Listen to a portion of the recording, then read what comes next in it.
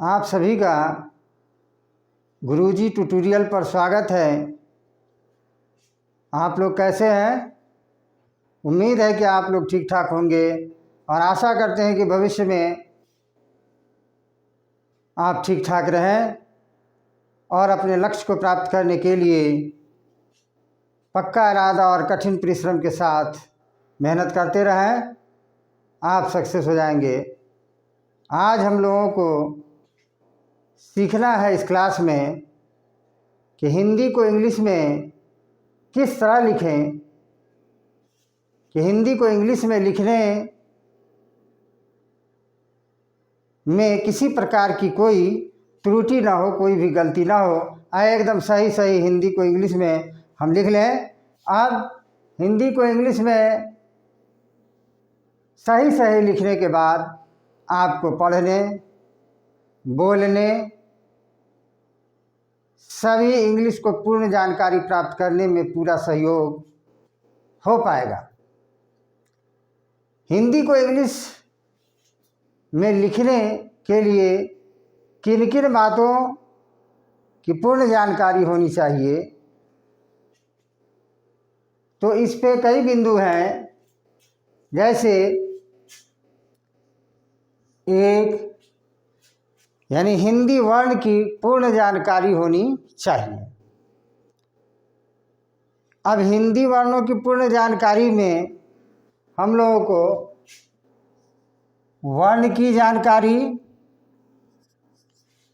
एक नंबर, दूसरा वर्णमाला,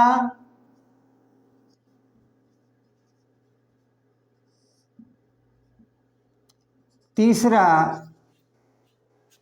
वर्णमाला को दो भागों में बांटा गया है, एक स्वर और दूसरा व्यंजन। तो इन स्वर की भी जानकारी पूरी होनी चाहिए और व्यंजन की भी पूर्ण जानकारी हो। और व्यंजन में स्वर मिला करके जो हर तरह का उच्चारण का निर्माण होता है उसकी पूर्ण जानकारी हो, जिसको ऐसे आम तौर पे सामान्य तौर पे हम 12 खड़ी कहते हैं। आप देखे होंगे कि हिंदी पढ़ने के लिए जब हिंदी जानकारी हम लोग लेते हैं, जब पढ़ते हैं शुरू में, तो उसके लिए अक्सर मनोहर पोथी का उपयोग करते हैं। और मनोहर पोथी में आप देखेंगे कि क ख के बाद एक 12 खड़ी लिखा हुआ होता है। एक्चुअल में वो 12 खड़ी नहीं बल्कि 13 खड़ी है, लेकिन 12 खड़ी अक्सर हमने भी देखा है लिखा हुआ, तो 13 खड़ी है। और 13 खड़ी वो क्या है, तो हर एक व्यंजन में हर स्वर को जोड़ करके जो उच्चारण की प्राप्ति होती है उसी को एक टेबल के रूप में सजाया जाता है, जिसको 12 खड़ी कहते हैं। इन सब की पूर्ण जब जानकारी आपको हो जाएगी, तब आप शब्दों को वर्णों को मिला करके जब आप शब्द को इंग्लिश में लिखेंगे, यानी वर्णों को मिला करके शब्द बनेगा, और शब्दों को जब आप इंग्लिश में लिखेंगे तो आपको कहीं भी किसी प्रकार की कोई त्रुटि ना हो। आप देखेंगे कि अभी हिंदी को इंग्लिश में लिखने के क्रम में जो आप अभी सीखेंगे, बहुत बातें ऐसी होंगी जिसकी जानकारी पूर्ण रूपेण आप लोगों को पहले से नहीं होगी। इसीलिए आप विद्यार्थी हों या शिक्षक हों, आप इस वीडियो को शुरू से लेकर अंत तक देखें, और आपको नई नई बात, आपके लिए वो नई नई बात के रूप में होगी जो सीखने को मिलेगी। और ये रिज़ल्ट है हमारे 27 साल के एक्सपीरियंस का रिज़ल्ट आपको देखने में आएगा। बहुत कुछ ऐसी बातें होंगी जो आपको नई नई यानी सीखने को मिलेंगी। चलिए हम आप लोगों को अब शुरू करते हैं यहाँ से। वैसे जनरल बात जो है वो तो सामान्य रूप से सभी जानते हैं, लेकिन कुछ मुख्य बातें होती हैं जो जिनका ज्ञान नहीं होता, उसकी कमी रहती है, और उस कमी को आप आज पूरा कर लेंगे। चलिए देखते हैं। हमको सबसे पहले इसमें इन बातों को जानकारी प्राप्त करने में पहले वर्ण, ये देखिए वर्ण किसको कहते हैं। तो सबसे पहले वर्ण, ऐसे इंग्लिश में जानते हैं कि जो अल्फ़ाबेट है उसी को हिंदी में वर्ण कहते हैं। अल्फ़ाबेट में से ABCD जो पढ़ते हैं A से Z तक, ये जो अल्फ़ाबेट है उसी तरह से हिंदी के भी हैं, यानी कि अ से आ तक और क से ज्ञ तक, उसी को वर्ण कहते हैं। लेकिन वर्ण कहते किसको हैं? तो हिंदी भाषा के जो वो अक्षर हैं उसी को वर्ण कहते हैं। हिंदी भाषा के अक्षर को वर्ण कहते हैं। जैसे अ, आ, हर्ष ई, दीर्घ ई, जो भी है, अ, आ, ये हो गया अ, आ, उसी तरीके से हुआ क, है ना, ख, यानी ये जो भी अक्षर हैं ये सभी वर्ण कहलाते हैं। ऐसे इसको दूसरे शब्दों में आप इस तरह से जान सकते हैं कि हिंदी भाषा में प्रयुक्त होने वाली सबसे छोटी इकाई को, हिंदी भाषा में प्रयुक्त होने वाली सबसे छोटी इकाई को वर्ण कहते हैं। तो आप वर्ण के बारे में जान गए होंगे कि वर्ण किसे कहते हैं। हो सकता पहले से आप जानते भी होंगे कि वर्ण किसे कहते हैं। तो हिंदी भाषा में जो अक्षर प्रयोग किए जाते हैं, जैसे अ, आ, क, ख, ये अक्षर को ही वर्ण कहते हैं। दूसरे शब्दों में हम आपको बताएं कि हिंदी भाषा में प्रयुक्त होने वाली सबसे छोटी इकाई को वर्ण कहते हैं। और आप ये जान लें कि छोटी इकाई सब मिल कर के ही किसी को भी पूर्ण करता है। तो ये हिंदी भाषा में प्रयुक्त होने वाली जो सबसे छोटी इकाई होगी, इन्हीं इकाइयों के मिलने से पूरे हिंदी भाषा का निर्माण हुआ या होता है। तो इसीलिए इसे हिंदी भाषा की सबसे छोटी इकाई को, है ना, वर्ण कहते हैं। अब आपको इसमें हम एक बात बता दें, थोड़ा सा एग्जाम्पल के रूप में, कि जैसे जितने सजीव हैं, जितने भी जानदार हैं, जिसमें जान है, उसकी सबसे छोटी संरचनात्मक और कार्यात्मक इकाई को कोशिका कहते हैं। सबसे छोटी, सूक्ष्मतम, यानी सबसे छोटी, संरचनात्मक यानी जो पूरे शरीर के संरचना का निर्माण करता है, और क्रियात्मक और हर तरह का कार्य करने में वो है ना, हर तरह का कार्य संपन्न करता है। तो इसी की सबसे छोटी इकाई को कोशिका कहते हैं। सबसे छोटा कोशिका है। फिर कोशिका मिलने से ऊतक बनता है। कई ऊतकों के मिलने से अंग बनता है, और कई अंगों के मिलने से पूरा ढांचा निर्माण हो जाता है। उसी प्रकार हिंदी भाषा की भी सबसे छोटी इकाई वर्ण होगा। इन्हीं वर्णों के मिलने से पूरे हिंदी भाषा का निर्माण होता है। चलिए, इसी को वर्ण को तीसरे तरह से भी आप समझ सकते हैं कि मुंह से जो ध्वनि निकलती है, मुंह से जो भी ध्वनि निकलती है, इन ध्वनियों को जिस लिपि चिन्ह द्वारा दर्शाया जाता है, मुंह से जो ध्वनि निकली, इस ध्वनि को जिस लिपि चिन्ह द्वारा दर्शाया जाता है, उसी को क्या कहते हैं? उसी को, यानी उसी लिपि चिन्ह को वर्ण कहते हैं। मुंह से निकलने वाली ध्वनि को जिस लिपि चिन्ह द्वारा दर्शाया जाता है, उस लिपि चिन्ह को वर्ण कहते हैं। आप समझ गए वर्ण तीन तरह से। चलिए मैं फिर से गिना देता हूँ आपको, ताकि आपका रिवाइज हो जाए कि हिंदी भाषा के अक्षर को, जो भी अक्षर हैं, इसको वर्ण कहते हैं। दूसरे शब्द में हमने बताया था कि हिंदी भाषा में प्रयुक्त होने वाली सबसे छोटी इकाई,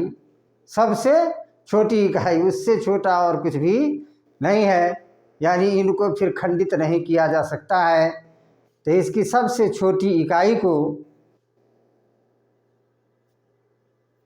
वर्ण कहते हैं। और तीसरे तरह में हमने आपको बताया, क्या बताया? तीसरे तरह में हमने आपको क्या बताया कि मुंह से जो हिंदी भाषा में यानी बोलने में, हिंदी भाषा जो हम बोल रहे हैं, उसको मुंह से निकलने वाली ध्वनि को जिस लिपि चिन्ह द्वारा दर्शाया जाता है उसी लिपि चिन्ह को वर्ण कहते हैं। और हम लोग जानते हैं कि हिंदी भाषा देवनागरी लिपि में आती है। हिंदी भाषा किस लिपि में आती है? देवनागरी भाषा में आती है। चलिए, ये तो हम लोग समझ गए वर्ण के बारे में, यानी अ आ क ख ज्ञा जो भी है, अ से अ तक, क से ज्ञा तक, ये सभी वर्ण हैं। अब इन वर्णों को व्यवस्थित रूप से सजाया गया। व्यवस्थित रूप से सजाने का मतलब है से अ आ हर्ष ई दीर्घ ई हर्ष उ दीर्घ उ, जैसे यहाँ लिखा हुआ अ आ हर्ष ई दीर्घ ई हर्ष उ दीर्घ उ, री ए आई ओ औ अंग आ, ये पूरा व्यवस्थित रूप से सजाया हुआ है, क्रमबद्ध रूप से। व्यवस्थित रूप में भी क्रमबद्ध है, सभी क्रमबद्ध रूप में व्यवस्थित रूप से सजाया गया है। चाहे ये अ से अ तक हो, चाहे यहाँ क से यहाँ ज्ञा तक या श्रव तक हो, ये व्यवस्थित रूप से क्रमबद्ध रूप से सजाया गया है। इसी को वर्णमाला कहते हैं, यानी वर्णों को व्यवस्थित रूप से सजाया गया है, जिसे वर्णमाला कहते हैं। चलिए, ये तो हो गए। अब इन वर्णमाला में कुल कितने वर्ण होते हैं? तो पहले ये जान लें कि वर्णमाला में जितने वर्ण हैं इनको दो समूह में रखा गया है। एक को स्वर कहते हैं और दूसरे को व्यंजन कहते हैं। एक को स्वर कहते हैं और दूसरे को व्यंजन कहते हैं। ये दो ग्रुप में रखा गया है। लेकिन अब हम लोग जान लें कि दो ग्रुप में रखा गया है, लेकिन दो ग्रुप में तो रख दिया गया। अब इन दो ग्रुपों में यानी कुल वर्णों की संख्या कितनी है वर्णमाला में? तो 52 है। कुल वर्णों की संख्या हिंदी में 52 होते हैं, 52। अगर आप चाहें तो मैं आपको गिन के बता देता हूं कि 52 किस तरह से हैं। यहाँ देखें, स्वर है, स्वर में अ से अ तक जो भी होते हैं वो हिंदी के स्वर हैं, यानी वॉवेल हैं। और क से ज्ञा तक जो भी होते हैं वो सभी क्या है? कॉन्सोनेंट है, यानी व्यंजन। अब यहाँ देखिए, अ से अ तक में अ आ हर्ष ई दीर्घ ई हर्ष उ दीर्घ उ, री ए आई ओ औ अंग आ, कितने हैं? 1 2 3 4 5 6 7 8 9 10 11 12 13। अब इसमें आइए क से ज्ञा तक में। यहाँ देखिए 1 2 3 4 5 6 7 8 9 10 11 12 13 14 15 16 17 18 19 20 21 22 23 24 25 26 27 28 29 30 31 32 33 34 35 36 37। कुल कितने हो गए? 37। और इसमें एक में देखिए डबल है, ये ड है, ड है, ढ है, ढ है, यानी ज़ोर से बोला जाने वाला। तो ये 2 बढ़ गया, तो 37 और 2 38 39 हो गया। तो 37 और 2 39 यानी 39, और ये हो गया 13 यानी 13। दोनों मिलकर के हो गए कितने? 52 यानी 52। कितने हो गए? 52 वर्ण होते हैं। चलिए, ये वर्णों के बारे में हो गया। वर्णमाला समझ गया। वर्णों के व्यवस्थित रूप से जो वर्णों को सजाया गया है उसे वर्णमाला कहते हैं। इन्हें 2 हिस्से में बांटा गया है, जो अभी आप देख रहे हैं, स्वर और व्यंजन। जानते ही होंगे स्वर और व्यंजन। स्वर के बारे में असल जानकारी लेंगे। मुख्य रोल इसका भी अपना है और मुख्य रोल इसका भी अपना है। मैंने पहले बोर्ड पर लिख दिया है, मुख्य रोल स्वर का अपना भी है और मुख्य रोल व्यंजन का भी अपनी जगह पर इसका अपना है। अब यहाँ देखिए कि ये जो स्वर हैं, स्वर किसको कहते हैं? तो स्वर स्वतंत्र होते हैं, इनको किसी के भी सहायता की आवश्यकता नहीं है। स्वर पूर्ण रूप से स्वतंत्र होते हैं, यानी भावेल जो है हिंदी के अ से अ तक वो पूर्ण रूप से स्वतंत्र होते हैं। लेकिन अब जानेंगे कि व्यंजन के बारे में। तो इतना बात जान ले स्वर में कि स्वर पूर्ण रूप से स्वतंत्र होते हैं, इन्हें किसी प्रकार की किसी के भी सहायता की आवश्यकता नहीं है, और इनके बिना यानी स्वर के बिना व्यंजन का उच्चारण संभव नहीं है। अगर व्यंजन में स्वर न हो तो स्वर का उच्चारण संभव ही नहीं है, असंभव है, इम्पॉसिबल। चलिए पहले हम लोग स्वर के बारे में देख लें, उसके बाद तब खुद समझ में आ जाए कि व्यंजन में जो है बिना स्वर के उच्चारण व्यंजन का संभव नहीं है। चलिए देखते हैं हम इसके बारे में, पहले जानकारी ले लें। ये अ हो गया, ये हिंदी रूप इसका लिखा हुआ है, इसका सभी का सिंबल है। चूँकि जब ये संयुक्त रूप से जब मिला करके लिखा जाता है शब्द को हिंदी में, तो उसके भावेल के मुख्य रूप का प्रयोग नहीं होता, उसके संकेत का प्रयोग होता है। तो इस हिंदी स्वर के यानी भावेल के संकेत की जानकारी पूर्ण रूप से होनी चाहिए। इन्हीं से उच्चारण किसी भी शब्द का क्लियर होता है, तो इसकी पूर्ण जानकारी होनी चाहिए। आप सीखते जाएं, फिर आगे हम बताएंगे कि किस तरह से उच्चारण किसका होगा, कैसे होगा, कहाँ होगा, कहाँ पर किस इंग्लिश के वर्ड अल्फ़ाबेट का प्रयोग होगा। चलिए तो अब यहाँ देखते हैं अ का कोई भी सिंबल नहीं होता है। अभी हम बताते हैं कॉन्सोनेंट में जब आएंगे कि अ का सिंबल क्यों नहीं होता है, ठीक है। या जिसको मात्रा भी कहते हैं, आप हिंदी में देखिएगा कहीं पर मात्रा लिखा हुआ, तो यही सिंबल है मात्रा। अब अ को इंग्लिश में ए से लिखते हैं, ये आ है, ये आ का ये संकेत है, इसको आकार भी ए से कहते हैं। इसको सिंगल ए या डबल ए से लिखते हैं, सिंगल ए या डबल ए से। ये ह्रस्व ई है, ये ह्रस्व ई का संकेत है, और इसको आई से लिखते हैं। ऐसा हम करते हैं कि आपको एक एक शब्द बताते हुए इससे चलते हैं, ताकि आप क्लियर हो लें उसको, यानी उसके माने मात्रा को। चलिए जैसे अ का कोई उच्चारण नहीं हो, कोई भी सिंबल नहीं होता है। आ में आइए, जैसे क है तो यहाँ आ लग गया, तो ये क्या हो जाएगा, का आम, तो काम, तो यही आ है। अब इसमें देखिए यहाँ पर ये व्यंजन जो लिखे गए हैं, इसके साथ बीच में जब भावेल आ का प्रयोग हुआ तो उसको आ को नहीं लिखा गया, उसके संकेत का प्रयोग किया गया। लेकिन आप देखेंगे कि जब भावेल शुरू में रहेगा तो आ ही लिखा जाएगा, शुरू में संकेत नहीं होता। बिना व्यंजन के संकेत यानी भावेल के संकेत संभव नहीं है। यहाँ क है तो इसीलिए ये देख रहे हैं, ये आ का संकेत लगा तब का हो गया, और ये म हुआ तो क्या हो गया, काम, ये हुआ।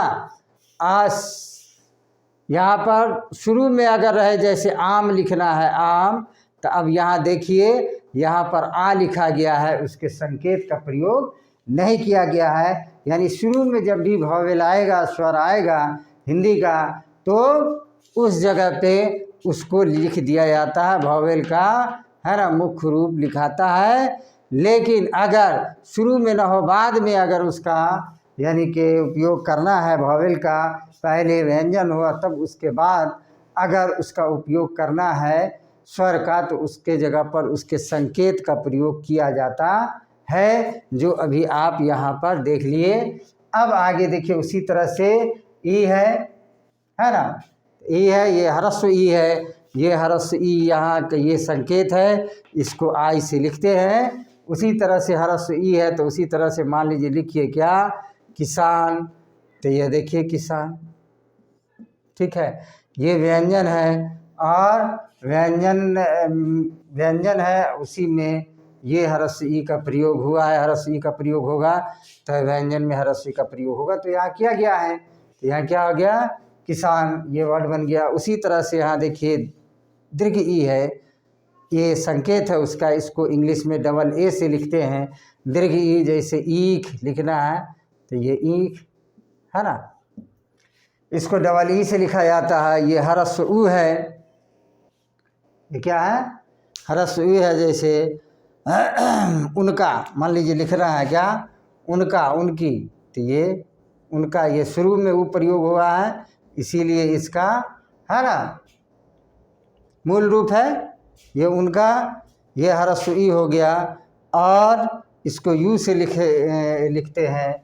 उसी तरह से यहाँ पर अगर इसका उनका की जगह पर अगर संकेत लिखना हो, मान लीजिए यहाँ पर लिखना है मुस्कान, देखिए मुस्कान, तो क्या हो गया मुस्कान, यहाँ देख लीजिए। तो यहाँ पर कॉन्सोनेंट प्रयोग हुआ है, तो इसीलिए उसके बाद ये जो प्रयोग हुआ है हरस ऊ का, ये क्या है, ये उसके संकेत का प्रयोग हुआ है, ये मुस्कान हो गया। उसी तरह से ये और भी शब्द बनेंगे, तो आप समझ गए होंगे यहाँ तक। आगे हम चलते हैं। ये दीर्घ ऊ है, ये संकेत है, इसको डबल ओ से लिखा जाता है। ये री है, ये संकेत है। अब री का संकेत है जिसको आर आई से इंग्लिश में लिखते हैं, तो री का संकेत है, तो री क्या हो गया, तो जैसे देखिए कृपा, क्या हो गया, कृपा। तो ये क्या है, क के बाद री का प्रयोग हुआ, तो यहाँ री का संकेत लगा हुआ है ना, कृपा। अब उसके बाद ये इसी तरीके से ए है, ये ए का संकेत है, इसको ई से लिखते हैं। आई है, इसका ये संकेत है आई का, ये आई ए से लिखा, ए आई से लिखाता है। और ये ओ है, ये ओ का संकेत है, इसको ओ से लिखते हैं। ये औ है, ये औ का संकेत है, इसको ए यू या ओ यू से लिखते हैं।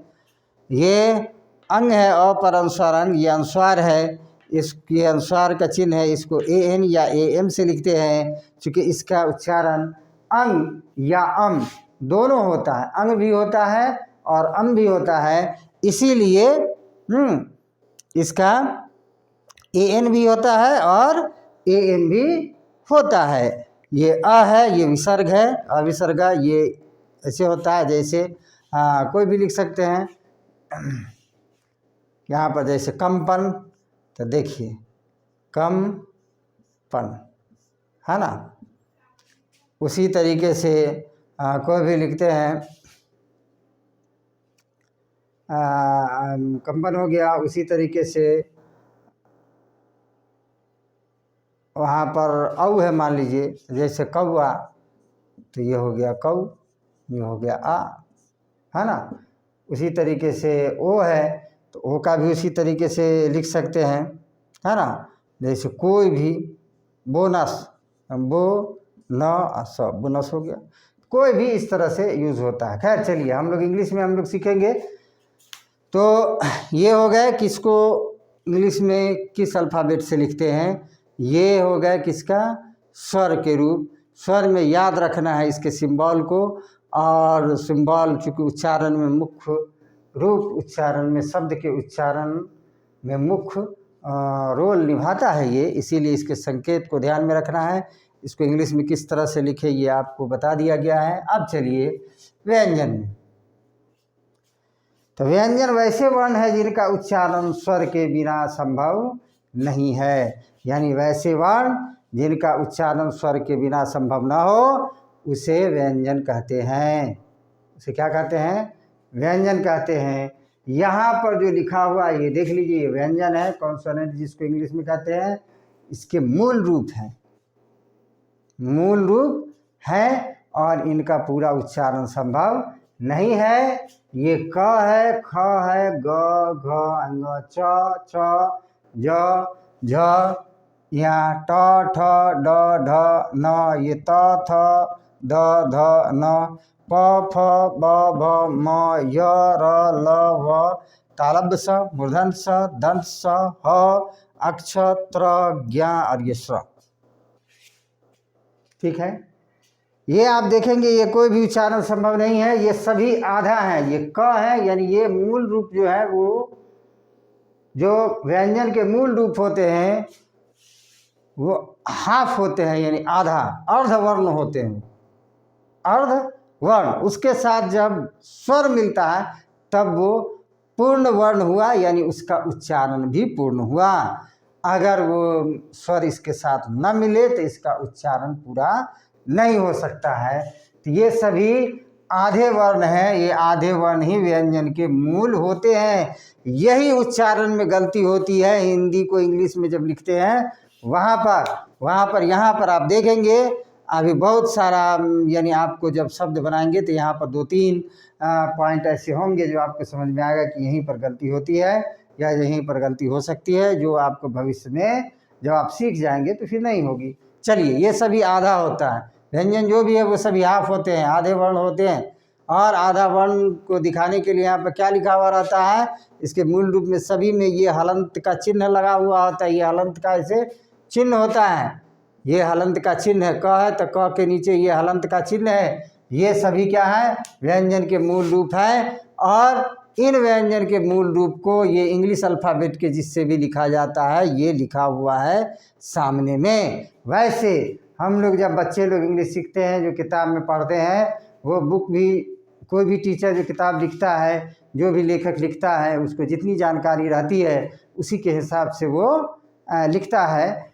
तो वो चूँकि बच्चे भी हैं, वो जो बुक में लिखे रहते हैं उसी के हिसाब से वो पढ़ते हैं। तो बच्चे बुक में शिक्षक, अगर वो भी एक शिक्षक होते हैं जो अपनी यानी बातों को, अपने ज्ञान को एक लिखित रूप में वो जमा करके लोगों के पास पहुंचाते हैं, तो वही बुक उनका हो गया, वो सेल करते हैं। लेकिन कुछ है जो मौखिक रूप से पढ़ाते हैं। तो शिक्षक जो भी हो, जो बच्चे को जो बताते हैं, बच्चे अननोन होते हैं, वो कहीं कुछ नहीं जानते। अगर बच्चे को बता दिया है कि गधा को ये घोड़ा है, बच्चा समझेगा हाँ ये घोड़ा है, इसीलिए कि वो जान रहा ही नहीं है कि वो क्या है।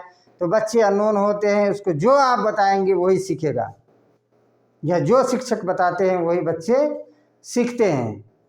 तो सीखने के पीछे यही कारण है कि वहाँ भी लिखा रहता है के से क, तो के से ख, तो जी से ग, तो जी एच से ग। अपना बेचारा वो भी पढ़ा रहता है।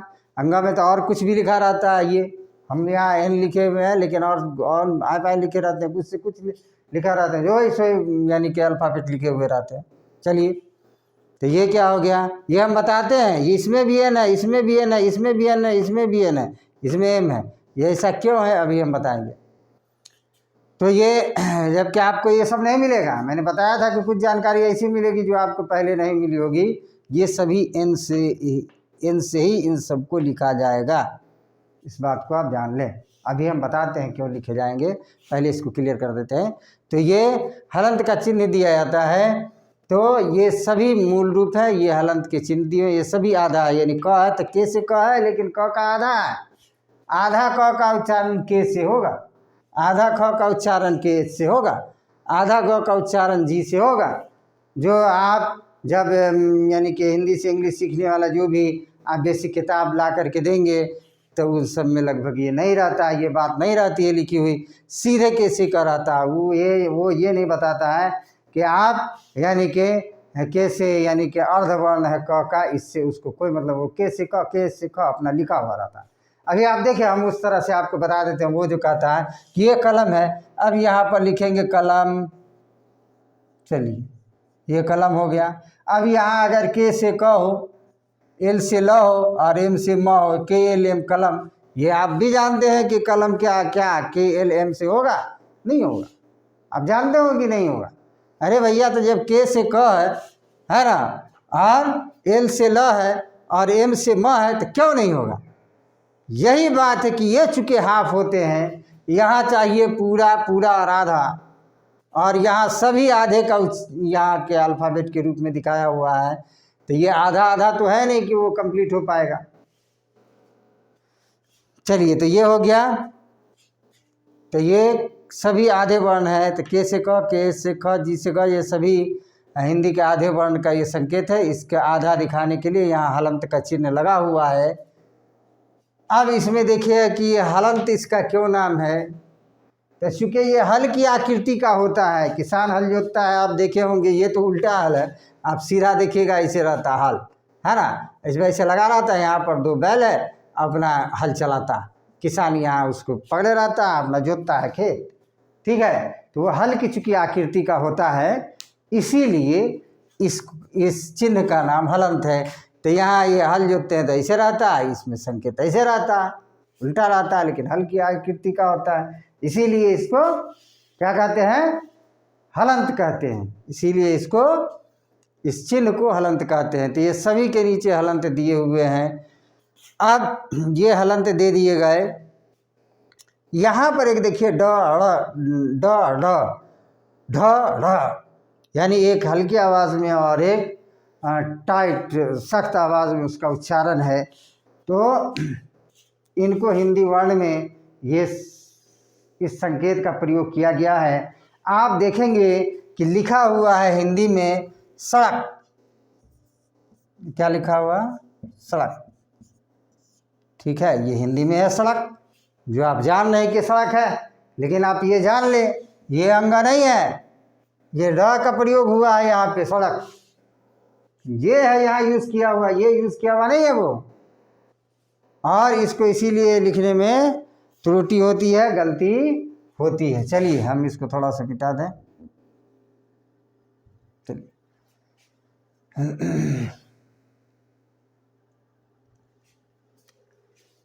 अब उसी तरीके से जो ट का होता है इंग्लिश में, उसी तरह त का भी सेम होता है। ये प फ ब भ म है, ये य र ल व हो गया, सभी हाफ हैं, सबके नीचे हलंत लगे हुए हैं। तालब स मूर्धन स दंत सह। अब आइए अक्षत्र ज्ञा और श्रम, अक्षत्र ज्ञा और श्रम, ये जो चार वर्ण हैं, ये चारों वर्ण संयुक्त वर्ण कहलाते हैं। क्या कहलाते हैं, संयुक्त वर्ण कहलाते हैं। क्यों कहलाते हैं संयुक्त वर्ण, तो चूँकि इनका जो यानी कहिए कि ये जो बने हैं वो दो व्यंजनों के मिलने से ही बना है, दो व्यंजनों के संयुक्त होने से ही बना है, इसीलिए इनका जो यानी कि संयुक्त वर्ण इसको कहा जाता है। उसमें संयुक्त वर्ण में ये चार वर्ण आते हैं, अक्ष, त्र, ज्ञा और स्र। अक्ष, त्र, ज्ञा और स्र, ये चार वर्ण हैं जो हैं। अब बोलिएगा कौन किससे है, कौन कौन दो व्यंजन को यानी कि दो व्यंजन के मिलने से बना है, तो हम आपको बता दे रहे हैं कौन कौन दो व्यंजनों के मिलने से बने हैं।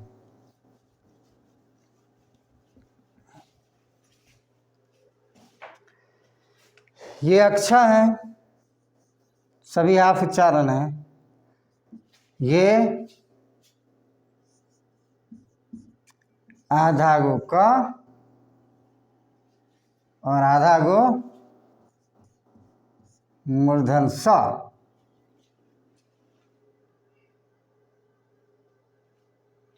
के मिलने से बना है। अब आइए त्र, आधा गो त और आधा र, आधा त और आधा र, यानी अर्धवर्ण त और अर्धवर्ण र के मिलने से क्या बना है, त्र। ये भी आधे हैं, दोनों आधा आधा मिलके पूरा नहीं हुआ, इसका उच्चारण दोनों को मिलकर के इसका उच्चारण हाफ ही है। जब तक स्वर, कोई भी व्यंजन में स्वर ऐड नहीं होगा तब तक उसका उच्चारण कंप्लीट नहीं होगा, इसीलिए तो भी ये हाफ ही है। अब इसमें आइए ज्ञा, ये ज्ञा में आइए, तो ज्ञा में क्या होगा भाई, तो सब में वही है, हर जगह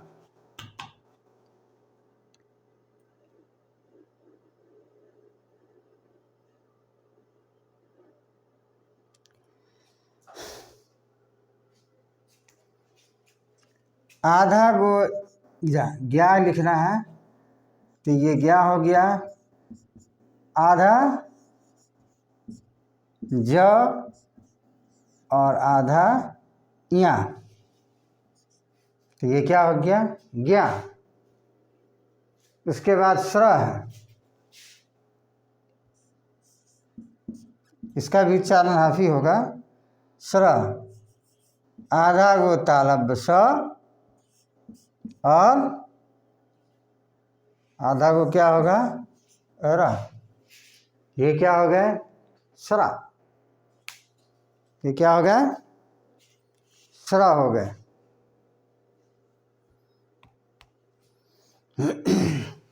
तो ये सभी संयुक्त वर्ण है।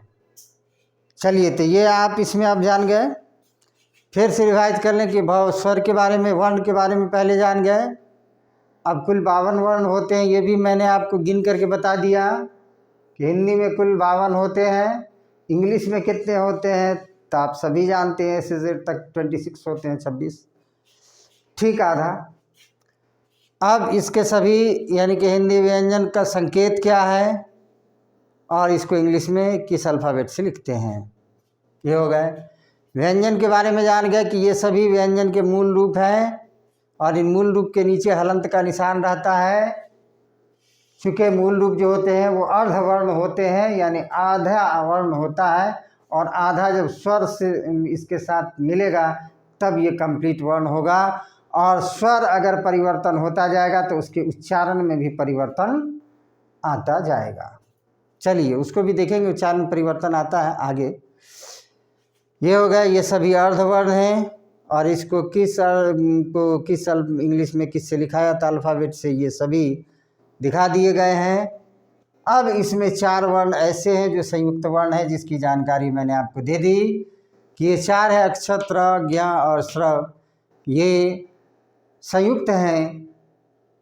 तो क्यों संयुक्त हैं यानी संयुक्त वर्ण हैं, तो चूँकि 2 व्यंजनों के मिलने से ये बने हैं, यानी 2 व्यंजनों के संयुक्त होने से बने हैं, मिलने से बने हैं, जुड़ने से बने हैं, 2 व्यंजनों के जुड़ने से बने हैं, इसीलिए इसको संयुक्त वर्ण कहते हैं। अक्ष है तो इसमें क और मूर्धन स है, त्र है तो ये त और र है, सभी आप है। या है तो ये क्या है ज है और या है, स्र है तो तालब श है और र है, इनके मिलने से बना है, ये सभी व्यंजन के मिलने से बना, इसलिए इसको संयुक्त वर्ण कहते हैं।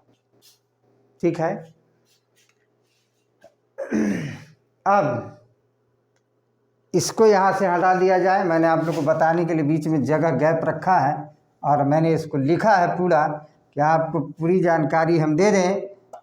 अब अगर इसमें आपको कुछ भी कहीं भी किसी प्रकार की भी और इस पेपर में ही नहीं, किसी भी पेपर में और किसी भी तरह के पढ़ाई लिखाई के संबंधित चाहे कोई भी पेपर हो, कोई भी सब्जेक्ट हो, चाहे इंग्लिश हो, मैथ्स हो, साइंस हो, ग्रामर हो, चाहे वो हिंदी ग्रामर हो, इंग्लिश ग्रामर हो, या आर्ट्स पेपर हो, या जीके हो, या जो भी हो, आपको जिस चीज़ की पढ़ाई चाहिए आप कमेंट्स में लिखिएगा, आपको मिल जाएगा। आगे दिनों आपको ये काम आए, हम जो भी वीडियो बनाए आपको इन्फॉर्मेशन मिल जाए, इसके लिए आप सब्सक्राइब कर लें चैनल को। सब्सक्राइब कर लेंगे तो जो भी आपको रहेगा इन्फॉर्मेशन मिल जाएगा, नया बैच जो भी चलेगा वो आपको पता चल जाएगा। और हमने अभी तक जो पढ़ाया है 27 साल में, वो लाख की संख्या में सब अपना लक्ष्य प्राप्त करके अपना जॉब कर रहे हैं। और वो कभी कभी अगर जॉब से छुट्टी में आया करेंगे तो हम आप लोगों से उनका यानी कि मिलवाया करूँगा, आप लोग देखेंगे, वो बताएंगे। आप लोग को उससे में कुछ पूछना होगा मैं लाइव रखूँगा, आप कुछ भी पूछ सकते हैं, उनसे बात भी कर सकते हैं लाख की संख्या में। और उन्हीं लोगों के कहने पर मैंने ये शुरू किया है कि आप ऑनलाइन भी पढ़ाएं, तो इसमें आपको तो पैसे लगते नहीं हैं, आप बिना खर्च के यानी कि पढ़ाई आप कीजिए, फ्री में कीजिए, आपको सभी फ्री में मिलेंगे। जबकि ये सभी के सभी पेड कोर्स होंगे और पेड कोर्स चूँकि इतना एक्सपीरियंस है तो स्वाभाविक बात है कि हम पेड कोर्स में कम तो लेंगे नहीं। इंडिया में जितना टीचर लेते होंगे उससे सबसे ज़्यादा रहेगा, लेकिन हिंदुस्तान में रहने वाले सभी नागरिकों के लिए, सभी स्टूडेंट के लिए, सभी नागरिकों के लिए ये फ्री है। आपको एक पैसे देने की ज़रूरत नहीं है, आप पढ़ें और लाभ उठाएं। हाँ, ये है आप ये जान लें कि पढ़ाने के क्रम में जल्दी जल्दी ये जो सोचेंगे तुरंत तुरंत हो, ये जल्दी जल्दी होने वाली नहीं है। जो भी तेज़ी से होता है, वो तेज़ी से जो काम भी होता है वो हानि पहुंचाने के अलावा लाभ नहीं पहुंचाता। अगर लाभ पहुंचाता भी है तो वो नगण्य माना जाता है, और अगर लाभ पहुंचता भी है तो अपवाद है। जैसे हम बहुत लोगों को देखते हैं कि पढ़ाते हैं बहुत स्पीड में, तुरंत पढ़ा इधर 2 से 4 मिनट में वो पूरा ख़त्म कर दिया। अरे 2 से 4 मिनट में ब्रेन में स्टोर होने के लिए समय चाहिए, तब ब्रेन में स्टोर होता है। आप एक एग्जाम्पल देख लें कि अगर आंधी खूब तेज़ आ जाए, वो सिर्फ हानि पहुंचाएगी, उससे लाभ कुछ भी नहीं होगा। लाभ एक ही होता है कि आप अगर पवन चक्की लगा हुआ है तो पवन ऊर्जा यानी बिजली पैदा आप कर सकते हैं। ये अपवाद में है, शायद कोई नहीं करता, आप भी नहीं करते होंगे, कोई नहीं करता पवन ऊर्जा से विद्युत यानी कि विद्युत का निर्माण, है ना, शायद संयोग से होता है, ये अपवाद में है। नहीं तो ये जहाँ भी होगा वो नुकसान ही पहुंचाएगा, लाभ किसी तरह भी तेज़ आंधी नहीं पहुंचा सकती है। अब गाड़ी अगर ड्राइव कर रहे हैं खूब तेज़ फुल स्पीड में, अगर कहीं मिस कर गए तो सब दिन के लिए चले जाइएगा, फिर वो काम नहीं देगा आपको, यानी वो नुकसान करेगा, लाभ नहीं पहुंचा सकता है। लाभ ये है कि अभी कहीं बच गया तो ज़रा जल्दी पहुंच गए, लेकिन हर जगह वहाँ पे हानि ही होगी। तेज़ी से कोई भी काम आप करेंगे उसे मिस हो जाएगा, लेकिन अगर आप कोई भी काम कर रहे हैं, अगर इत्मीनान से कर रहे हैं, तो वो सुव्यवस्थित ढंग से और अच्छे तरीके से, अच्छे रूप में, अच्छे शक्ल से आप उस काम को कंप्लीट कर सकते हैं और वो काम संपन्न होगा बेहतर ढंग से। चलिए, तो इसी तरह से आप यानी कि कछुए की चाल से चलते रहिए। चलिए, तो यहाँ देखना है, जानकारी पूरा लीजिए। तो ये आप यहाँ तक देख लिए। अब यहाँ आइए, अब हम बता दें आपको कि ये सभी अर्ध वर्ण हैं, तो इसमें पूर्ण वर्ण कब होते हैं? तो जब इस अर्ध वर्ण के साथ अ को जोड़ा जाता है। जैसे क है, इसमें अ जोड़ा गया, तब ये इसका पूरा ये क उच्चारण कंप्लीट हुआ, तब ये हुआ क, तब ये क्या हुआ? क पूरा हुआ। इसी तरह से सब में अगर सब है टोटल क से यहाँ श्रव तक में, अगर ख है तो यहाँ पर क्या हुआ कि ख, तो ख में ये ख का मूल रूप हुआ, मूल रूप है इसलिए हलंत का निशान है, अ जुटा, तब ये पूरा कंप्लीट ख हुआ। उसी तरह से सभी में होगा, अगर स्र है तो वही होगा कि स्र में अ जुटा, तब ये क्या हुआ? ये कंप्लीट स्र हुआ। ज्ञा है तो उसी तरह से क्या होगा कि ज्ञा के मूल रूप में ये अ जुटेगा, तभी ये क्या होगा? पूरा ज्ञा होगा। यानी ये सभी अर्धवर्ण हैं, और आधा में आधा क्या जुटेगा तो पूरा उच्चारण होगा। तो आधा में अ आधा स्वर है जो जुटेगा तो उसका उच्चारण कंप्लीट होगा, उस व्यंजन का उच्चारण कंप्लीट होगा, यानी वो व्यंजन कंप्लीट होगा। सभी व्यंजन के मूल रूप में अ जुड़ने के बाद ये कंप्लीट होता है, यानी आधा मूल रूप रहता है और आधा स्वर का अ रहता है, तब मिल करके वो पूरा उच्चारण उसका कंप्लीट होता है व्यंजन का। ठीक है, तो व्यंजन अब यहाँ पर आएंगे कि जैसे आधा को क को किससे लिखते हैं? तो के से लिखते हैं, ऊपर में लिख दे रहे हैं, ये के से लिखते हैं। और प्लस ये अ को किससे लिखते हैं? तो ए से लिखते हैं। इसीलिए ये जो क पूर्ण हुआ, कंप्लीट उच्चारण का क हुआ, ये क्या हो गया? के ए से हुआ। मतलब जितने भी व्यंजन ये है मूल रूप, उन सभी में इंग्लिश में क्या जुटेगा? ए जुटेगा। हिंदी में क्या जुटेगा? तो अ जुटेगा।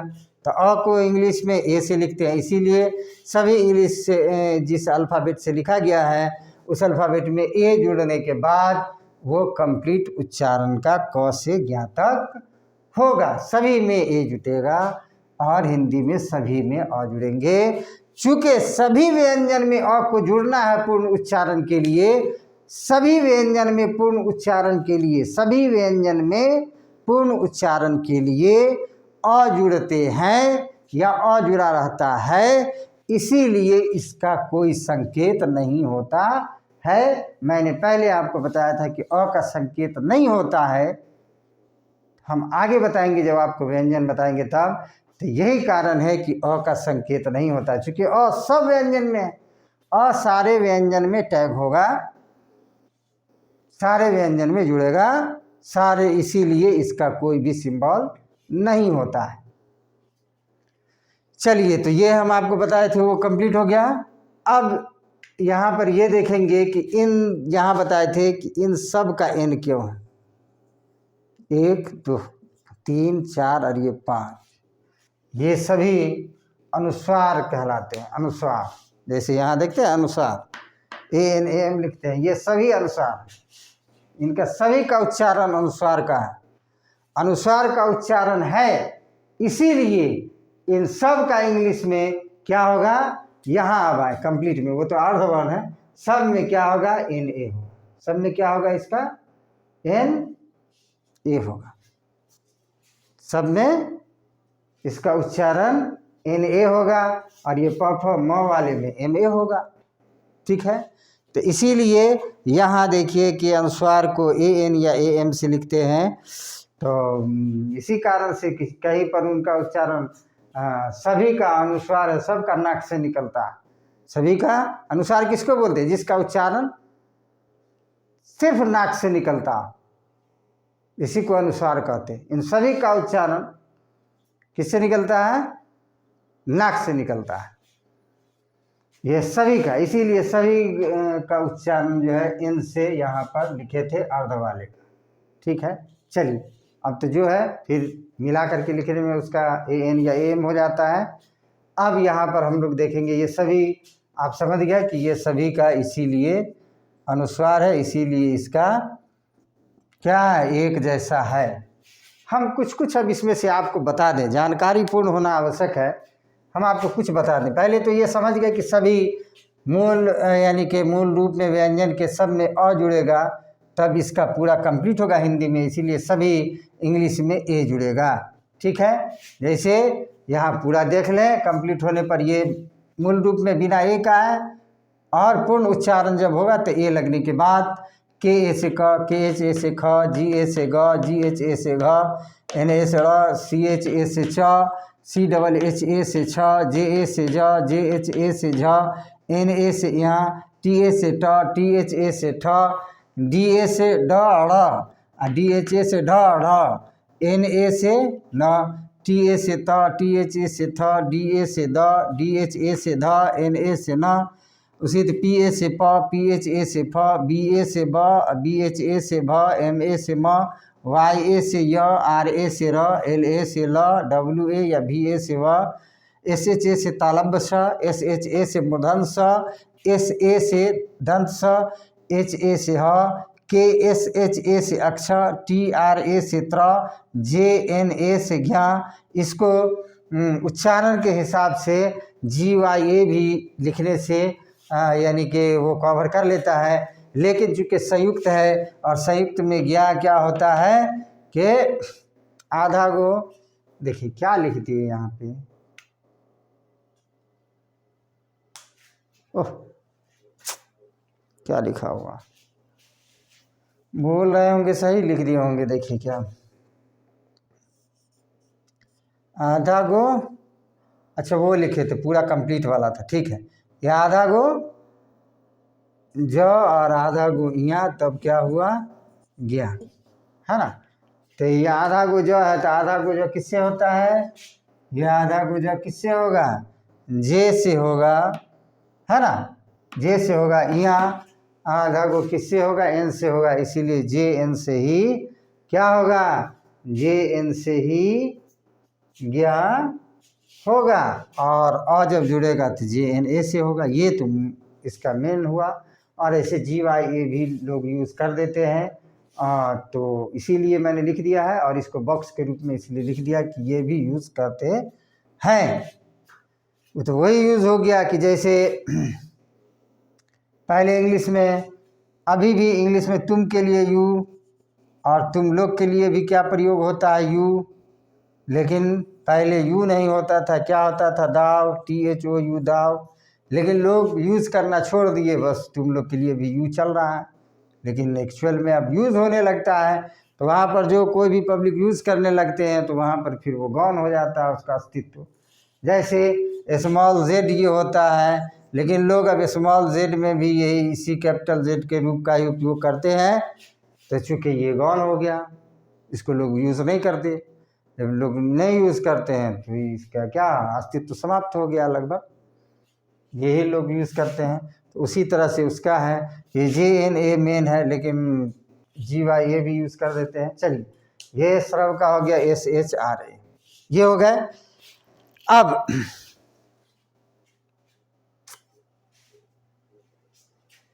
अब हम आपको कुछ और बता दें।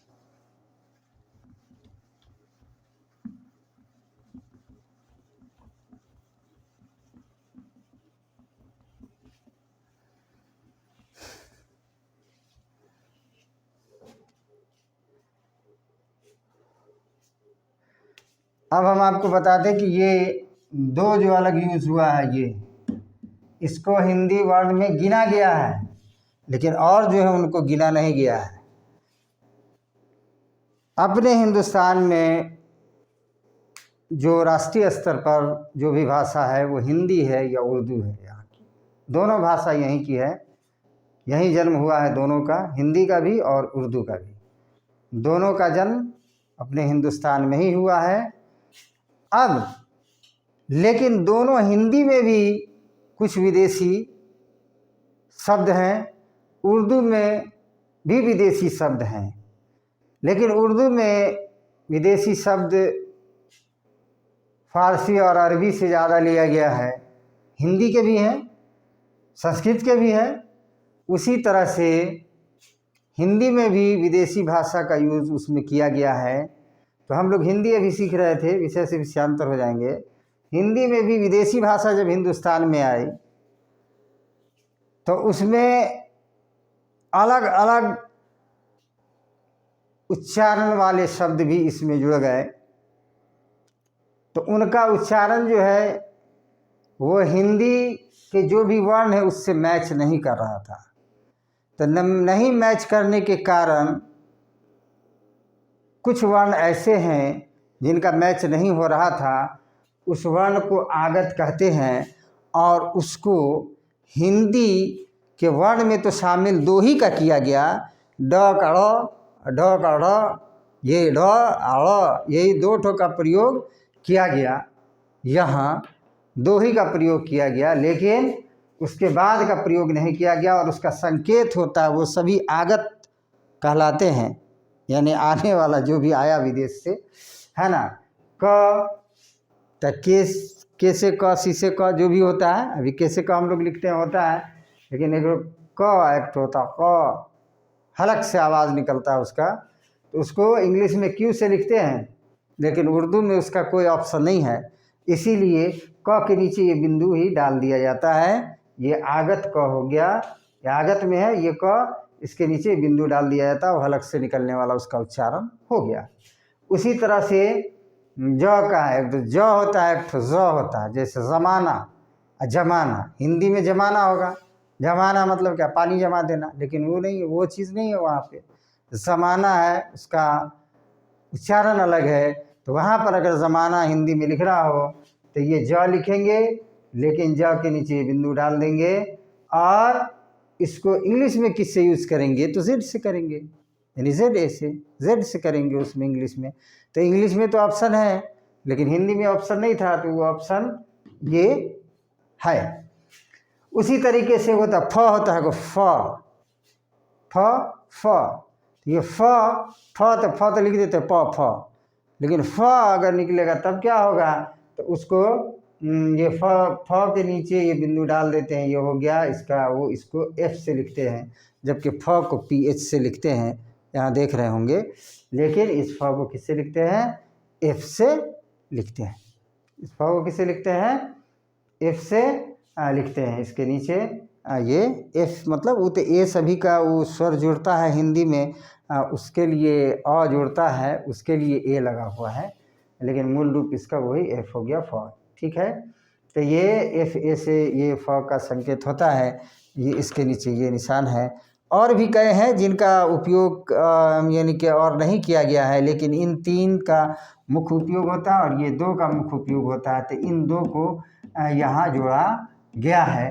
ये ड में नीचे बिंदु डाल के, ढ में नीचे बिंदु डाल के, ढ तो ड, ढ ढ, ये हलक से आवाज़ निकलता है, इसीलिए इसमें बिंदु डाल करके यहाँ दिया हुआ है। मोटे अक्षर में इसका आवाज़ उच्चारण है ना, तो वहाँ बिंदु डाल करके उसको दिया गया।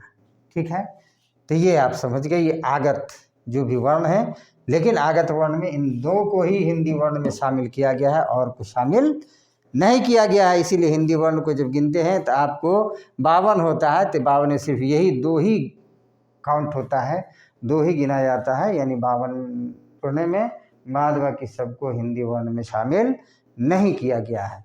लेकिन इसका उपयोग किया जाता है हिंदी लिखने में, इस बात को ध्यान में रखेंगे, इसीलिए यहाँ बता दिया गया है।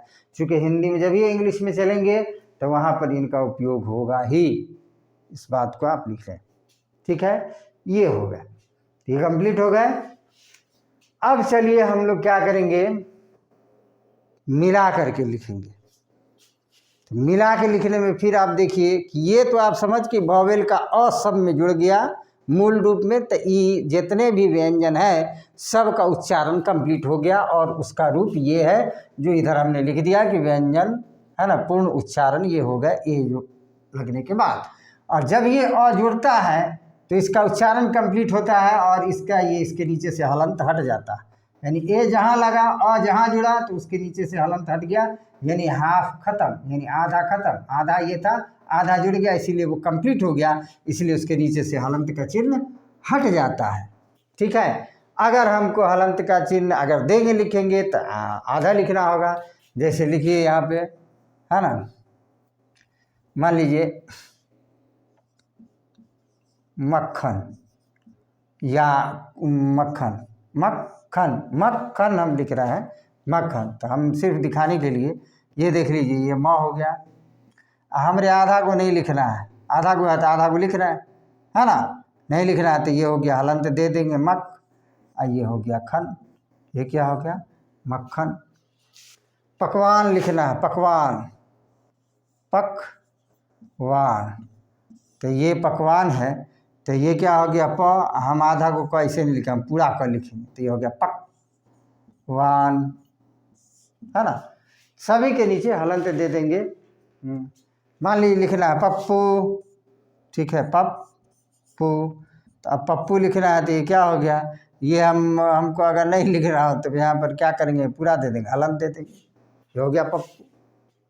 ठीक है, चलिए, तो वो आधा है, हम लोग अभी कुछ दे रहे थे, ये सभी व्यंजन में अ जुड़ते हैं, तो चलिए अ का संकेत इसीलिए नहीं होता है, ये आप जान गए, है ना। इन सभी का ये सभी अनुस्वार है, सबका उच्चारण अ होता है। हाँ, यहाँ पे हम कुछ आपको फिर यहाँ पे एक बात बताना भूल गए, एक एक को एग्जाम्पल कोई कोई का बता दे तब आप समझ जाएंगे। जैसे मान लीजिए यहाँ पर लिखा हुआ है, मान लीजिए लिख रहे हैं एक बात, गंगा, गंगा नदी है, गंगा। अब चलिए गंगा कैसे होगा गंगा भाई, इसको अलग अलग करके लिखिए तब आपको समझ में आएगा इसके अनुस्वार का। ये हो गया ग, और ये हो गया ये ड़, है ना, ये क्या हलंत है, और ये हो गया क्या गा, ये हुआ गंगा, इसका उच्चारण अनुस्वार का है। ठीक है, अब बोलिए ये इसका उच्चारण अनुस्वार का क्यों होगा भाई, यही क्यों होगा, ये क्यों नहीं होगा, ये क्यों नहीं होगा अनुस्वार का, ये न अनुस्वार के रूप में क्यों नहीं होगा, यही क्यों होगा। आप याद रखें कि उस अनुस्वार के बाद यानी जिस वर्ग का अक्षर यूज हुआ है उसी वर्ग का ये प्रयोग होगा, ये अनुस्वार होगा। ठीक है, तो ये क वर्ग का है, ग किस में आता है, क वर्ग में आता है, ये क वर्ग, च वर्ग, ट वर्ग, त वर्ग, प वर्ग। ठीक है, तो ये सभी क्या है, क वर्ग के हैं ये ग, इसलिए क वर्ग का ही अनुस्वार प्रयोग होगा। हुआ ये गंग, ये गा हो गया, ये ग जो है ये क्या है, किस वर्ग में, क वर्ग में है, तो क वर्ग का है, ये न नहीं हो सकता, ये यहाँ नहीं हो सकता है। उसी तरह से आप लिखिए कंचन, क्या लिखिए, कंचन।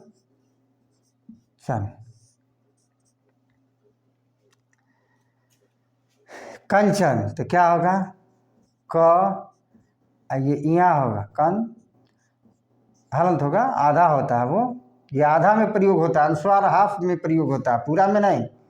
पूरा में पूरा यूज होगा, पूरा में पूरा होगा, अनुस्वार तभी लगेगा जब उसका उच्चारण हाफ का होगा, जब उसका उच्चारण आधा का होगा तभी अनुस्वार का प्रयोग होता है। इस बात को ध्यान में रखेंगे। तो यहाँ पर हो गया कंचन, क, ये हो गया यहाँ, ये आधा को होगा, ये च और ये न। अब बोलिए कंचन, यहाँ का होगा भाई, न का नहीं होगा यहाँ पर आधा, तो इसीलिए कि इसके बाद कौन है, च है, तो च वर्ग में यहाँ पड़ता है, अनुस्वार के रूप में यहाँ पड़ता है, इसीलिए ये क्या हो गया, यहाँ हो गया। ठीक है। उसी तरह से आप दूसरा भी ले सकते हैं। क्या है, ठंडक या ठंडा या ठंडक हो गया। इसमें भी वही बात, ठ बाद क्या होगा, ये हलंत होगा ठन, ये हो गया ढ, ये हो गया क, है ना।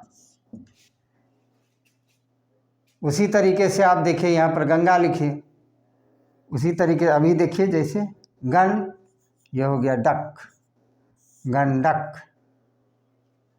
गंडक में क्या हो गया, ग, यहाँ क्या हो गया, अरे ये न नहीं होगा इसमें, ठंडक ये न होगा ना, ट वर्गीय न ये होता है, ये क्या हो गया, ट वर्गीय न ये न होता है, मिस कर गया था वहाँ पे, गंडक। ग, ये क्या हो गया, न हाफ होगा, ड और ये क हो गया, तो ये न है क्यों, तो इसके बाद ये ड का प्रयोग हो गया है, ड ट वर्ग का है, ड किस में आता है, ट वर्ग में आता है, ट वर्ग का अनुस्वार में ये न है, इसीलिए प्रयोग होगा।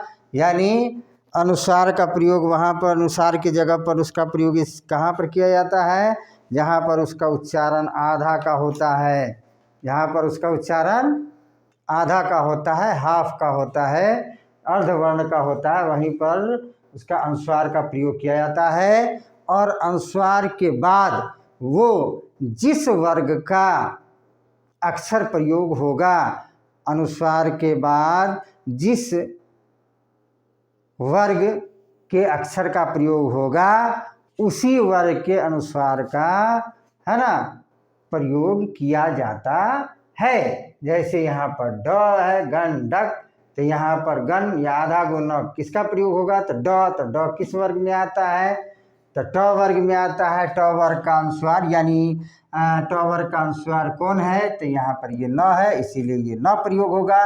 ये ढ है, ये भी ट वर्ग में आता है, ये न का प्रयोग होगा। कंचन ये च वर्ग में है, इसीलिए इसमें यहाँ का प्रयोग होगा। गंगा ये ग, यानी उसके बाद ग है, ग के वर्ग में कौन आता है, तो ये अंग आता है, इसका प्रयोग होगा। ठीक है। उसी तरीके से कोई भी हो सकता है। यहाँ प में चलिए, है ना, परम्परा, परम्परा, परम्प। अब यहाँ पर देखिए रम, इसमें प वर्ग का अगर आएगा तो उसका उच्चारण म होगा, है ना, परम आधा गो म, तो परम, तो ये हो गया प रम, तो र के बाद आधा गो म होगा तब प होगा।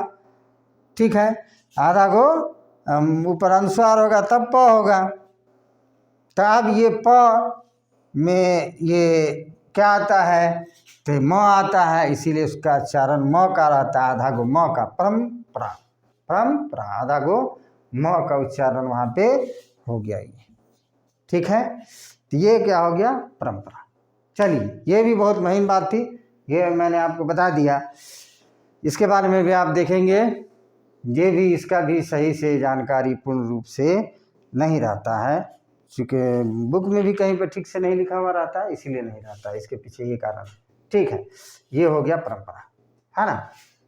अब इसमें आगे हम लोग मिला करके लिखने में, चूँकि बहुत लंबा होता जा रहा वीडियो, इसलिए मिला करके लिखने में, यानी कि कई वर्ण को मिला करके शब्द लिखने के बारे में हम आगे देखते हैं। ठीक है,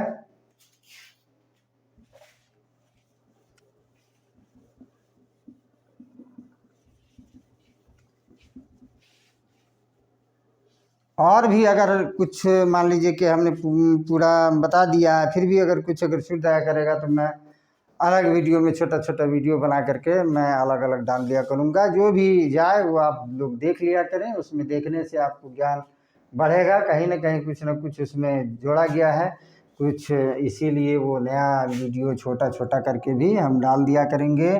आप उसको देखते रहा करेंगे, जितना देखेंगे उसमें नई बातें आपको सीखने के लिए मिलेंगी। इस बात को ध्यान रखेंगे। कभी कभी ऐसा भी होगा कि रिवाइज भी बहुत आवश्यक है, रिवाइज के लिए भी कभी कभी डाल दिया करेंगे। ठीक है, चलिए अब हम मिला करके लिखना शुरू करते हैं। पहले 2 अक्षर का मिला के लिखते हैं, फिर 3 अक्षर का, फिर 4 अक्षर का, ठीक है, यानी कि बिना मात्रा का, फिर उसके बाद मात्रा वाला 1 1 2 2 बता देंगे। आप उसी तरह से आप देखेंगे, मिलाएंगे, बनाएंगे, लिखेंगे, कहीं पर किसी प्रकार की गलती नहीं होगी। चलिए अब आगे। जैसे लिखिए, मान लीजिए मन। अब यहाँ पर देखिए वो बात जो फिर आप कभी नहीं देखे होंगे, जाने होंगे, नहीं सीखे होंगे, नहीं ध्यान में आया होगा बात कभी आपके, न किसी ने बताया होगा। ये जो मन है, या इसी में और लगा दीजिए, मंचन है ना, या खटमल है, या पलटन है, या कलम है।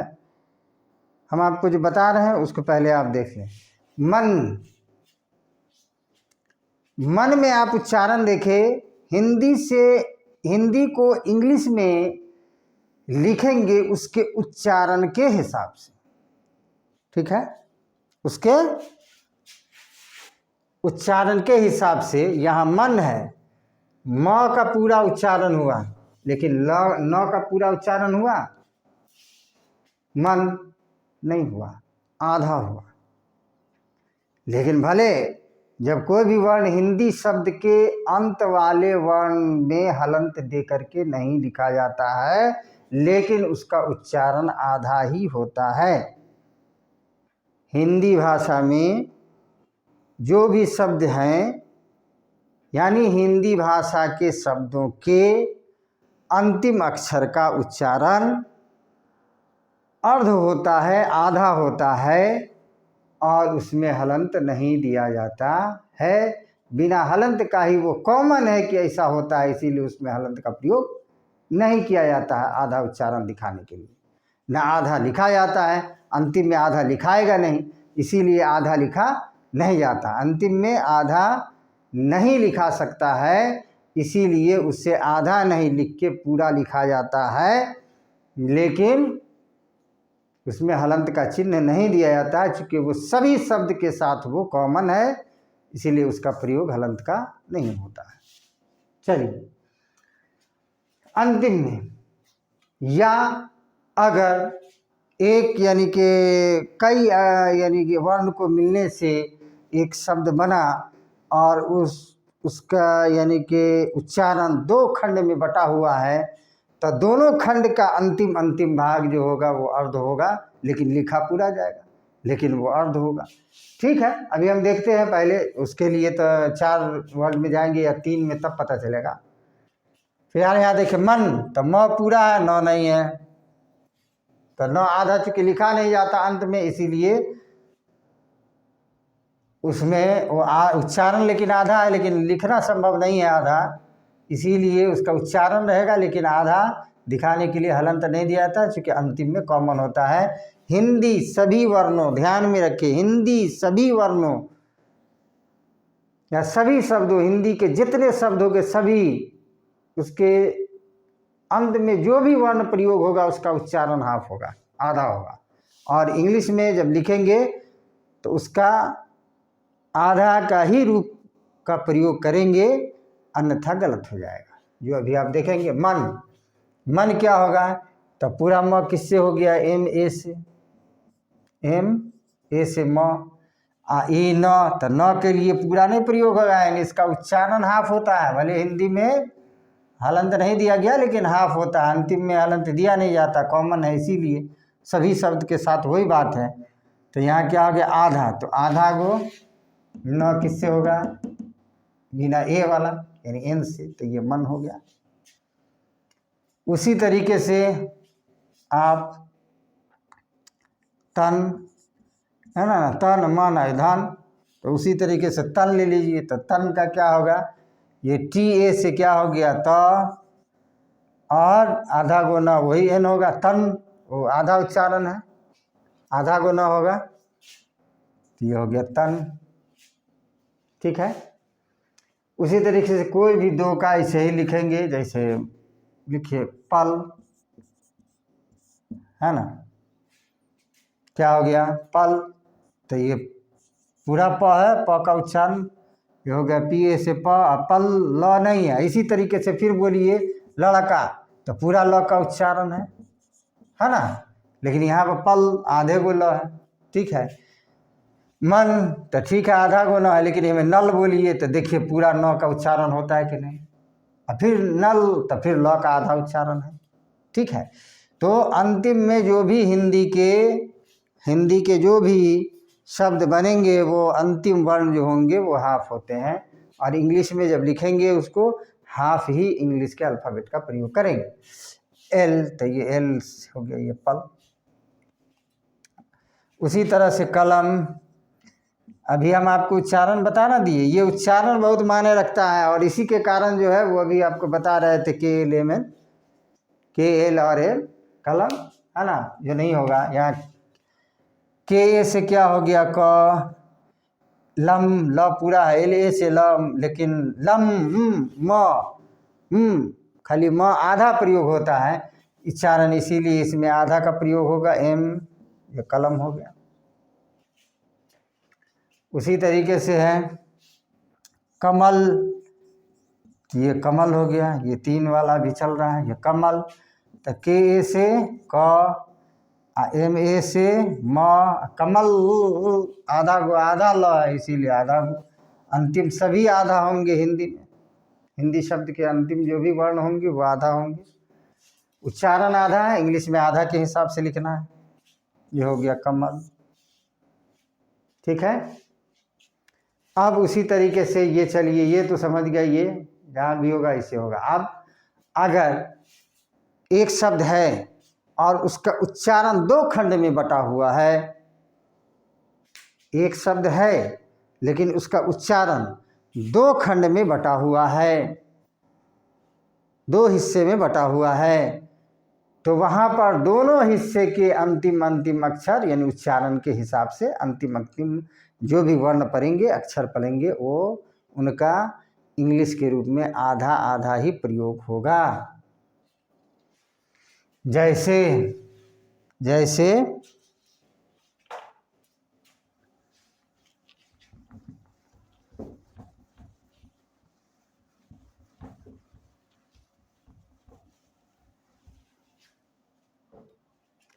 जैसे देखिए खटमल, आप देखिए खटमल, खटमल होता है, जानते ही होंगे खटमल, चौकी उकी सब में कभी कभी हो जाता है खटमल। चलिए खटमल है, खटमल, खटमल एक ही जगह है, लेकिन दोनों का दो भाग में उच्चारण बटा हुआ खटमल। अब खट और मल उसी हिसाब से, खट ये भी ट का पूरा उच्चारण नहीं, मल ये भी म ल का पूरा उच्चारण नहीं, पूरा नहीं है तो इंग्लिश में हाफ हाफ ही लिखना होगा। ठीक है। खट मल, खट ख, के से ख, ये आधा गो ट का उच्चारण है खट, है ना, तो आधा गो ट का उच्चारण तो टी, और मल तो म तो पूरा है, लेकिन मल ल आधा है, हो गया खटमल। ये नहीं कि हर एक मतलब के वर्ड के हिंदी शब्द का अंतिम वाला तो आधा गो होगा ही, लेकिन हिज्जे अगर दो भाग में बटा हुआ है, तीन भाग में अगर हिज्जे बटा हुआ है तो तीनों भाग का अंतिम आधा आधा ही होगा। जैसे खट मल, खट इसका ये अंतिम है ट, इसका उच्चारण आधा है, आधा के हिसाब से लिखा है। मल इसका भी अंतिम ल है, आधा का उच्चारण है, इसीलिए एल ही लिखा है खटमल। उसी तरीके से लिखिए परवल, परवल, परवल। क्या हो गया, पी पर आधा गोरा होगा वल, आधा गोला होगा पर, पीए से प, आधा गोरा आर से। आर तो पूरा जब ये होगा, जब ये जुटेगा तभी होगा, जो हम आपको यहाँ दिखाए आधा पूरा। पर अवल डब्ल्यू से भी लिख सकते हैं, बी से भी लिख सकते हैं, डब्ल्यू ए से व और एल से ल, आधा गोला इसका उच्चारण है परवल। उसी तरीके से उसके जितने खंडित हो जाएं वो सभी होंगे। ये तो सीधा सीधी हो गया। अब आइए कि भावेल का ये जो भी हुआ वो अलग के बने हुए वाले से हुआ, आधा या पूरा वर्ण जो कंप्लीट हुआ उसके हिसाब से ये बिना मात्रा वाले का इंग्लिश में कैसे लिखेंगे, इसी तरह से लिखेंगे जो हमने अभी आपको यहाँ पे बताया था। अब इसके अलावा जो भावेल जुटेंगे तो उनका उच्चारण भी बदल जाएगा। उनको किस तरह से लिखेंगे, तो उनको उच्चारण बदलने के आधार पर एक टेबल में सजाया गया है जिसको बाराखरी कहते हैं। तो उसमें वो री नहीं देता है, इसलिए उसको बाराखरी लोग कह देते हैं, लेकिन री रहने के बाद ये भावेल 13 होते हैं, तो वो 13 करी हुआ। उसका उच्चारण के हिसाब से आप देख लें, मैं बता देता हूँ, उसका कुछ अंश मैं बता देता हूँ। मैंने कहा है कि इसको शुरू से लेकर के आखिर तक आपको मतलब कि कंप्लीट बताएंगे, इसीलिए उसको भी बता करके तब मैं अंत करता हूँ, क्योंकि वीडियो बहुत लंबा है। लेकिन क्या कीजिएगा, देखते रहिए, आप कंप्लीट कर लें उसको। कभी भी आवश्यकता हो आप खोल करके कभी भी देख दें। और अगर कुछ भी इसका नोट्स देखना हो तो आप नोट्स देखने के लिए यहाँ वेबसाइट पर चले जाएं, www.guruji tutorial.com इस पर जाएंगे, आपको मिल जाएगा। ठीक है, आप इस पर क्लिक करेंगे, इंग्लिश स्पोकन के बिंदु को क्लिक करेंगे, ऊपर में आपको दिखेगा सभी कौन कौन पेपर का क्या है टॉपिक वहाँ पे, है ना। टॉपिक में इंग्लिश स्पोकन पर क्लिक करेंगे और वो खुलेगा, और उसमें आप हिंदी को इंग्लिश में कैसे लिखना है वो लिखा हुआ होगा, उस पर क्लिक करेंगे, आपको पूरा नोट्स मिल जाएगा। वहाँ से पूरा नोट्स आप देख लें, पढ़ लें, जब भी मन हो तब खोल करके पढ़ें, देखें। उसमें कहीं कोई तो लोग है नहीं, वहाँ सर्वर पर डाल दिया गया, सर्वर पर डाला हुआ रहेगा। अगर हम मान लीजिए वीडियो बना कर डाल रहे नहीं भी, अगर उस समय डाला हुआ है तो उसको कंप्लीट करके डाल दिया जाएगा, या उसी दिन या उसके तुरंत बाद डाल दिया जाएगा। जो कमी बेसी भी अगर डालने में रहेगा तो उसको पूरा कर दिया जाएगा। चलिए, तो इस पर देखिए, अब इसमें आइए, उसको अब हम थोड़ा सा आपको बता दें।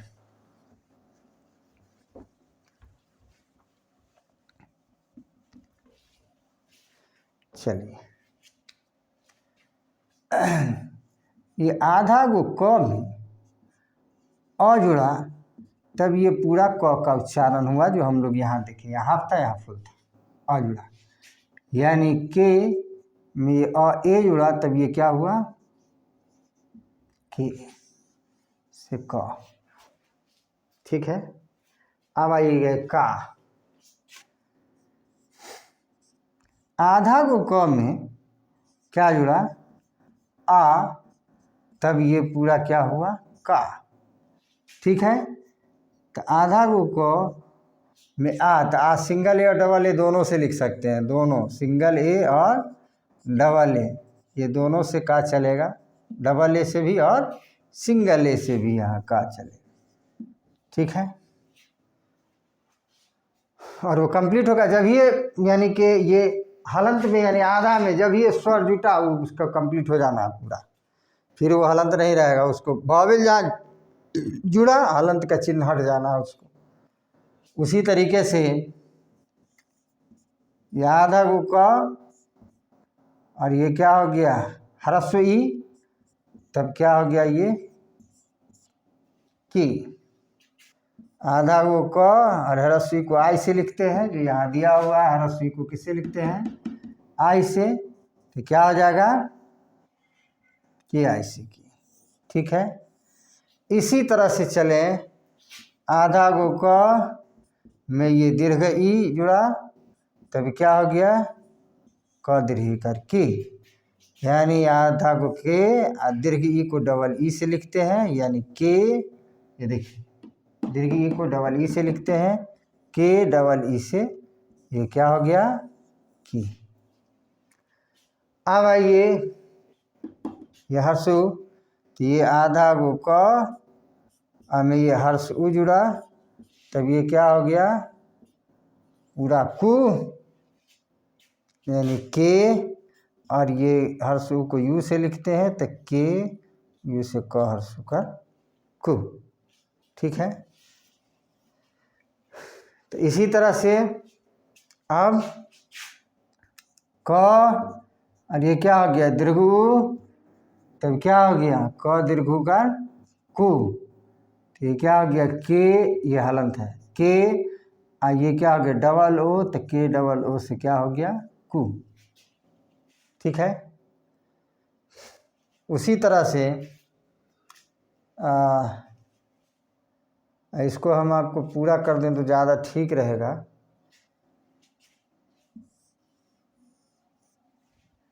ठीक है, आप देख लें, ये ध्यान रखें कि ये जो वर्तनी हुआ ये ठीक है, कु है दीर्घ उ, ये कीर होगा। उसी तरीके से के कई को कम क होगा।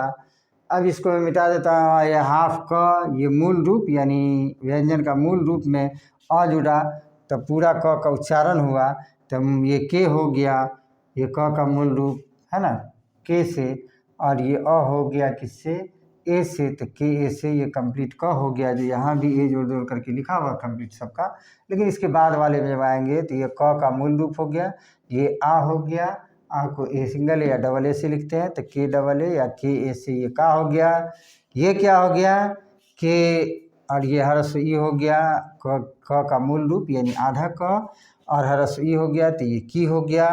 यह हरस ई को आई से लिखते हैं, ये क का मूल रूप है, ये दीर्घी यू हुआ तो ये की हो गया, क दीर्घी कर की हो गया, ये मूल रूप को क से के से लिखते हैं, और ये दीर्घी को डबल ई से लिखते हैं तो ये की हो गया। ये क हो गया का मूल रूप, हरस उ हो गया तो ये कु हो गया, क का मूल रूप के हो गया, हरस उ यू हो गया तो के यू से कु हो गया। उसका ये क का मूल रूप दीर्घ उ हो गया तो ये क दीर्घ कार कु हो गया। तो क को के से क के मूल रूप को के से लिखते हैं, और दीर्घ उ को डबल ओ से लिखते हैं, तो क किससे हो गया के डबल ओ से क दीर्घ का कु हो गया।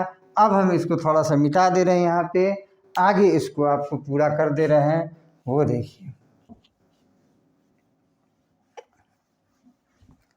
नोट्स के लिए वही बोले कि guruji-tutorial.com पर जाएंगे, आपको कंप्लीट नोट्स वहाँ पे मिल जाएगा, आप वहाँ पर से नोट कर लें। नोट नहीं करें, जब भी मन हो खोलें, देख लें, पढ़ लें, ये भी हो गया। हमेशा वो ओपन रहेगा, वो खुला हुआ रहेगा, आप वहाँ से देख सकते हैं, उसको पढ़ सकते हैं।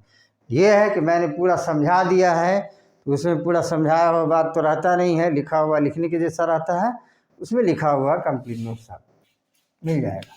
चलिए, अब यहाँ पर ये हो गया दीर्घ। अब उसके बाद देखिए ये री है, तो ये क का मूल रूप हो गया यानी आधा क, और प्लस क्या हुआ री, तो ये क्या हो गया किर, तो ये के से, और ये री हो गया किससे आर आई से, या ये आर नहीं लिखे आप, ऐसा आर लिखे आर आई से, तो क्या हो गया के आर आई।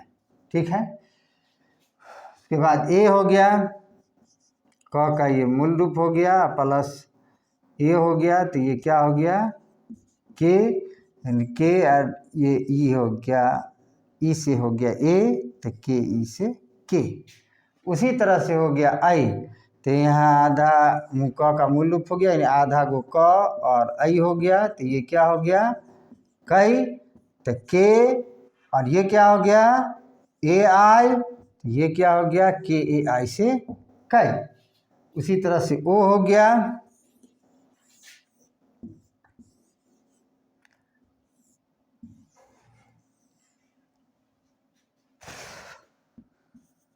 आधा को क यानी क का मूल रूप, और प्लस क्या हो गया ओ, तो ये क्या हो गया को, के और ओ, तो क्या हो गया को।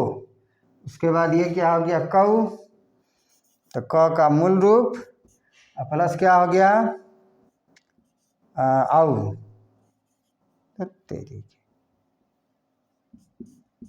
यह हो गया आउ, तो क्या हो गया कब, ये क हो गया और औ का संकेत हो गया। ये जो भी है इसमें संकेत का प्रयोग होता है, पूरा लिखा नहीं जाता, यहाँ लिख के बता दे रहे हैं वो उसका संकेत। उसके बाद कंग, ये क्या हो गया अनुस्वार ये कोई पढ़ता है तो ये क्या हो गया कन, और उसी तरह से ये क हो गया। ठीक है, ये विसर्ग हो गया, क विसर्ग क। तो ये हो गए उसके सभी। और ये अ का तो हो गया कि ये उच्चारण पूरा हुआ, और अदर जो भी स्वर हैं सबके मतलब कि जुड़ने से सबका उच्चारण क्या होता है, बदल जाता है। अगर क का हो गया, क व्यंजन का लिखे हम लोग, उसी तरीके से के की जगह पर के एच लिखेंगे तो ये ख वाला हो जाएगा, ख खा खी खी खू खू खे खे खू खू खंका। उसी तरीके से ग का लिखेंगे तो ग गा गी गी गु गु, उसके बाद गिर गे गए गो गो गंगा, है ना। उसी तरीके से घ का हो जाएगा, यानी क से यहाँ तक ये लिखा हुआ रहेगा। अब हम इन मात्रा के जुड़ने से, सिंबल के जुड़ने के बाद कुछ शब्दों को आपको बता देते हैं, फिर आपको कहीं पर कोई दिक्कत नहीं होगी। आप कंप्लीट समझ गए, यहाँ तक अगर आप हो गए तो ये समझ गए। जितना बात हम बताए हैं उसको आप ध्यान में रखेंगे, कहीं पर भी किसी प्रकार की कोई गलती नहीं होगी। अगर गलती होने लगे फिर आप उसको खोल करके देख लें, और ये आप जान लें कि जो मैंने बता दिया है वो कंप्लीट है, पूरा फुल कंप्लीट है। आपको कहीं कोई दिक्कत नहीं होगी, चाहे आप पढ़ रहे हो चाहे आप पढ़ा रहे हो, जो भी हो, पढ़ रहे हो या पढ़ा रहे हो, आपको कहीं कोई दिक्कत नहीं होगी। अब हम इससे बता दें, मान लीजिए लिखना है मिला करके लिखने वाला मात्रा का, जैसे काम, तो ये तो हो गया। के ए से क्या होगा का, एम से ही तो आधा उच्चारण होगा, लास्ट वाला तो ये जानते ही कि हाफ होता है, अर्ध तो उसका आधा इंग्लिश में लिखना है। हलंत नहीं रहेगा लेकिन फिर भी उसका उच्चारण होता है आधा का। हर एक शब्द का जो मैंने बता दिया, कई बार बता दिया आपको, बोल दिया, ये समझ जाना है आपको। के से का ये तो आधा होगा हाफ, एम से का। उसी तरीके से मान लीजिए लिखना है चाल, है ना, तो सी एच ए से चा हो गया, और एल से ल हो गया। यहाँ एल डबल ए भी पढ़ सकता है, इस बात को ध्यान रखेंगे। कम उसी तरीके से यहाँ पर कम अकाम याद रखेंगे, कम, तो इसमें भी क्या होगा, के ए से पूरा क होगा, और एम से क्या होगा, ये आधा होता है लास्ट वाला, तो एम से क्या हो गया, म हो गया, तो ये कम हो गया। आप बोलिए काम कम एक के है, इसीलिए इसको कहा गया कि सिंगल ए और डबल ए का भी प्रयोग होता है। ठीक है, तो चाल उसी तरीके से वो हो गया, जैसे किसान, तो के आई से हरसुई है तो क्या हो गया, के आई से की होगा, हरसुई आई से होता है की, एस ए से सा, और लास्ट वाला तो आधा होता है तो एन से न, क्या हो गया, किसान। उसी तरीके से कुछ भी लीजिए, वही होगा। मान लीजिए लिख रहा है कुल, तो ये हरस हुए है तो के यू से कु, और एल से क्या हो गया ल, आधा को अंत वाला तो हाफ होगा, तो क्या हो गया कुल, क्या हो गया फिर वो कुल हो गया।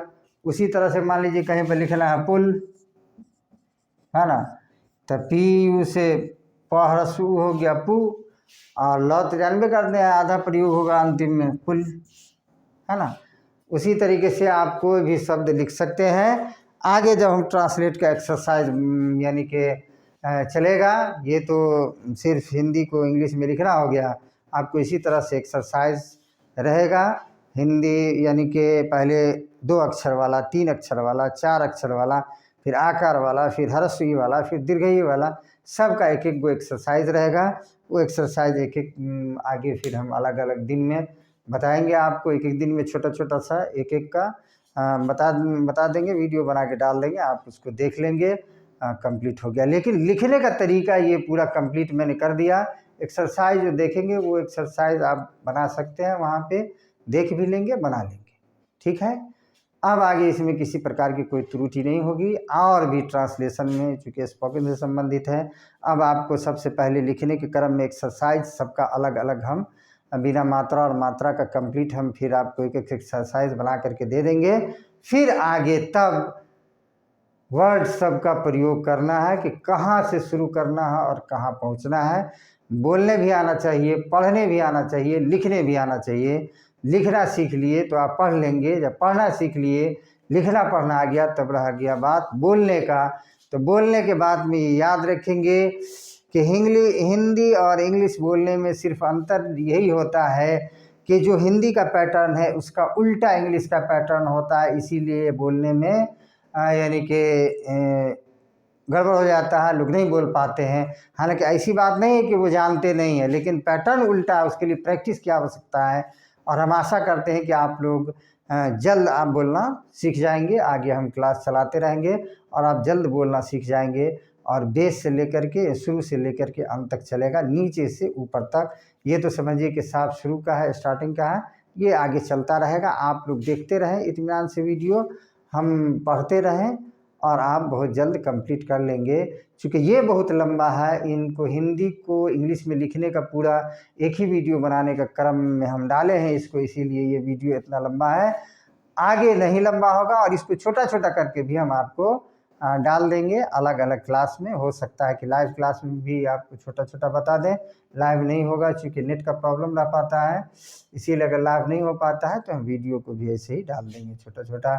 ठीक है, आप अपना ध्यान रखें, आप अपने स्वास्थ्य का ध्यान रखें, पढ़ाई लिखाई मुस्तैदी के साथ, ईमानदारी के साथ, इत्मीनान से करते रहें। ठीक है, करके सीखना सर्वोत्तम होता है। आप करके सीखने का हमेशा अपने जीवन में प्रयास करते रहें। और फिर अगले क्लास में अब आपसे भेंट होगी। धन्यवाद।